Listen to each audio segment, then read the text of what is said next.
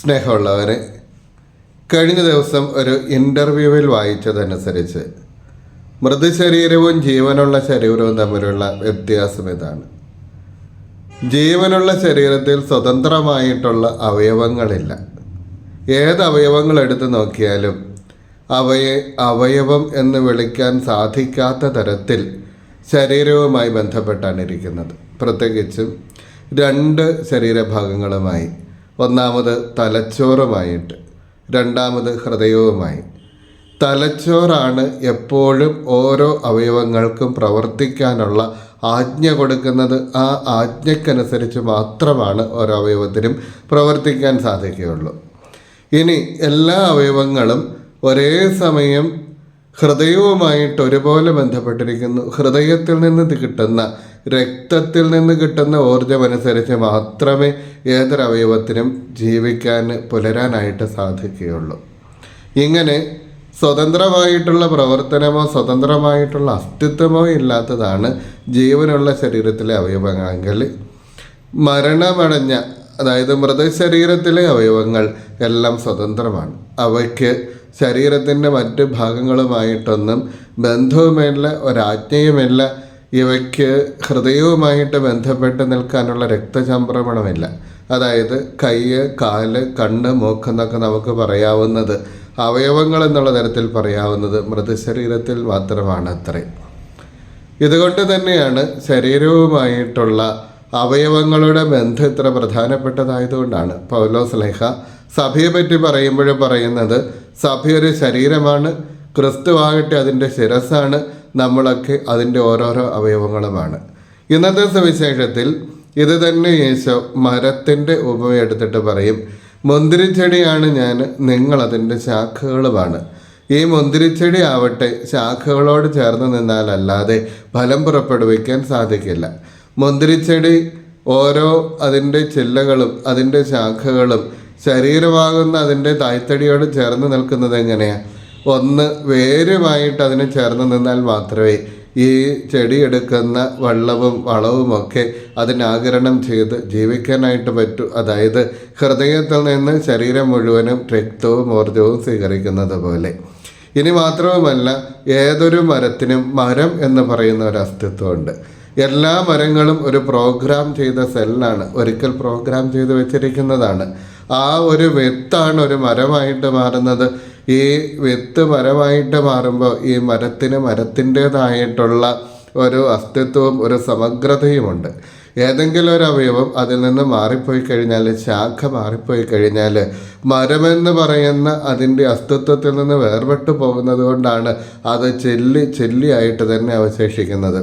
അങ്ങനെയാണെങ്കിൽ സഭയുടെ അസ്തിത്വം ഇതാണ് എങ്കിൽ, നമ്മുടെ ഓരോരുത്തരുടെയും അസ്തിത്വം ഇതാണെങ്കിൽ, നമ്മുടെ സ്വാതന്ത്ര്യം എവിടെയാണ് എന്നുള്ളൊരു ചോദ്യമുണ്ട്. സഭയുമായിട്ട് അത്രമാത്രം ചേർന്നിരിക്കുമ്പോൾ എവിടാണ് നമ്മുടെ സ്വാതന്ത്ര്യം? ഇവിടെ സ്വാതന്ത്ര്യം അസ്തിത്വവും തമ്മിലാണ് നമ്മൾ ബന്ധപ്പെട്ട് ചിന്തിക്കേണ്ടത്. അസ്തിത്വമാണ് പ്രധാനപ്പെട്ടത്, സ്വാതന്ത്ര്യമാണ് പ്രധാനപ്പെട്ടത്. അസ്തിത്വമുണ്ടെങ്കിൽ മാത്രമല്ലേ സ്വാതന്ത്ര്യമുള്ളൂ. അസ്തിത്വം ഈ സഭയുമായിട്ടല്ലെങ്കിൽ സഭാ ശരീരവുമായിട്ട്, ക്രിസ്തുവാകുന്ന തായ്തടിയുമായിട്ട് ബന്ധപ്പെട്ടാണ് ഇരിക്കുന്നതെങ്കിൽ അസ്തിത്വമുള്ള വ്യക്തികൾക്ക് മാത്രമേ, അസ്തിത്വം അനുഭവിക്കുന്നവർക്ക് മാത്രമേ സ്വാതന്ത്ര്യവും അനുഭവിക്കാനായിട്ട് സാധിക്കും. അങ്ങനെ വരുമ്പോൾ സ്വാതന്ത്ര്യം എന്ന് പറയുന്നത് ബന്ധമാണ്, പൊതുസമൂഹവുമായിട്ടുള്ള ബന്ധമാണ് സ്വാതന്ത്ര്യം എന്ന് പറയുന്നത്. ഈ ബന്ധം സൂക്ഷിക്കുക എന്നുള്ളതാണ് പ്രധാനപ്പെട്ട കാര്യമായിട്ട് വരുന്നത്. മാത്രവുമല്ല, ശരീരം എന്തിനാണ് നിലകൊള്ളേണ്ടത്? ശരീരം നിലകൊള്ളേണ്ടത് അവയവങ്ങൾക്ക് വേണ്ടിയിട്ടാണ്. ഏതെങ്കിലും അവയവമില്ലാത്ത ശരീരത്തിന് പിന്നീട് മുന്നോട്ട് പോകാനായിട്ട് ബുദ്ധിമുട്ടാണ്. കൈയില്ല എങ്കിൽ, കാലില്ല എങ്കിൽ, കണ്ണില്ല എങ്കിൽ അതെല്ലാം ശരീരത്തിലെ മറ്റവയവങ്ങളെയും കൂടെ ബാധിക്കുന്ന തരത്തിൽ ശരീരത്തിൻ്റെ സമഗ്രത നഷ്ടപ്പെടുന്നതിനാൽ ഓരോ അവയവത്തെയും പരിപാലിക്കാനും ചേർത്ത് നിർത്താനും സൂക്ഷിക്കാനുമാണ് ശരീരം തന്നെ വിളിക്കപ്പെട്ടിരിക്കുന്നത്. ശരീരത്തിൻ്റെ തന്നെ നിയോഗം അവയവങ്ങളെ സംരക്ഷിക്കുക എന്നുള്ളതാണ്. ഇനി അവയവത്തിൻ്റെ നിയോഗം എന്താണ്? അത് ശരീരത്തെ സംരക്ഷിക്കുക എന്നുള്ളതാണ്. വളരെ പെട്ടെന്നൊരു അപകടം മണത്തെറിയുന്ന സമയത്ത് നമ്മുടെ കൈക്കും കാലിനുമൊക്കെ അതിശക്തമായിട്ടുള്ള ബലം കിട്ടുന്നത്, ഇവ മോട്ടോർ ഓർഗൻ എന്നറിയപ്പെടുന്നത് ശരീരത്തെ സംരക്ഷിക്കാൻ വേണ്ടിയിട്ടാണ്.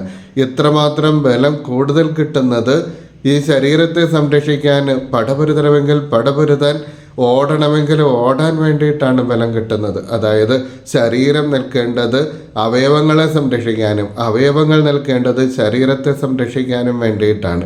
ഇവിടെയാണ് ഈ ചേർന്ന് നിൽപ്പിനാണ് സ്വാതന്ത്ര്യമുള്ളത്. അതുകൊണ്ടാണ് ഈശോ പറയുന്നത്, നിങ്ങൾ മുന്തിരിച്ചെടിയായിട്ടുള്ള എന്നോട് ചേർന്ന് നിന്നില്ല എങ്കിൽ നിങ്ങൾ ഉണങ്ങിപ്പോകും. നിങ്ങൾ ഉണങ്ങിപ്പോകുമെന്ന് മാത്രമല്ല, നമ്മുടെ സഭയും അതിൻ്റേതായിട്ടുള്ള ഭവിഷ്യത്തുകളിലൂടെ കടന്നു പോകും. സഭയിൽ ഒരുപാട് പിളർപ്പുകൾ ഉണ്ടായിട്ടുണ്ട്. അതിൻ്റെയൊക്കെ കാരണം ഒന്നുകിൽ ശിരസ്സാകുന്ന ക്രിസ്തുവിനോട് ചേർന്ന് സത്യപ്രബോധനത്തിന് എതിരെ നിന്നു എന്നുള്ളതാണ്. അതായത് തലയിരിക്കുന്നത്, തലയിലാണല്ലോ ബുദ്ധി ഇരിക്കുന്നത്. ബൗദ്ധികമായിട്ടുള്ള അനുശാസനങ്ങൾക്കനുസരിച്ച് ജീവിക്കാൻ പറ്റാതെ പോകുന്നു, അബദ്ധ പ്രബോധനങ്ങളിൽ പെടുന്നു. രണ്ടാമത് ഹൃദയവുമായിട്ട് ചേർന്ന് നിൽക്കാതെ പോകുന്നു.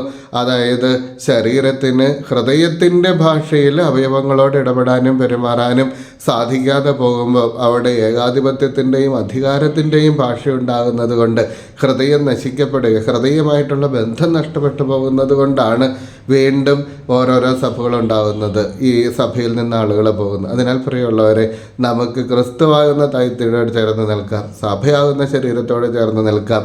അങ്ങനെ ശരീരവും സഭയാകുന്ന ശരീരവും നമ്മൾ ഓരോരുത്തരുമാകുന്ന അവയവങ്ങളും ഒരുപോലെ സംരക്ഷിക്കപ്പെടട്ടെ.